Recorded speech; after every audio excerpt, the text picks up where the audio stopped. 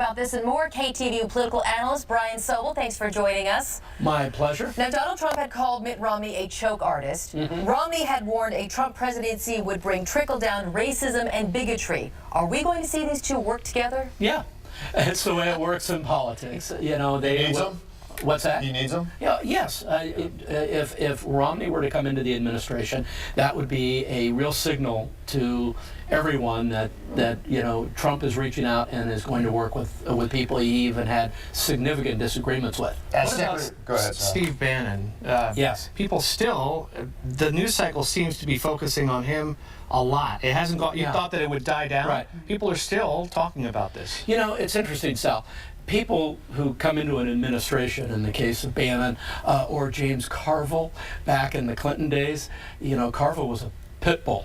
He was the same kind of character, helped Clinton tremendously, came in, didn't last very long in the White House. People like that don't tend to last because they don't play within the lines. But the idea that a president can't pick some of those people is kind of, you know, in a sense, not looking at it realistically. I want to just kind of go back to Mitt Romney, because could it be a positive to have him as a Secretary of State? And this may be what the President-elect is thinking, because there are U.S. allies out there who have a lot of concern about the Trump administration, and then if you had pull in a Mitt Romney, that maybe some of those current concerns dissipate. Absolutely, Mike. I think what happens is he's another one of the steady hands on the rudder, like Vice President-elect Pence, and it just, again, they're going to begin signaling to the rest of the world that we understand how this works, and we're going to bring in good people and put together the administration, and we'll move forward from there. Do the egos go away in regards to people who maybe don't agree with Donald Trump or haven't during the campaign, and that it's their sense of duty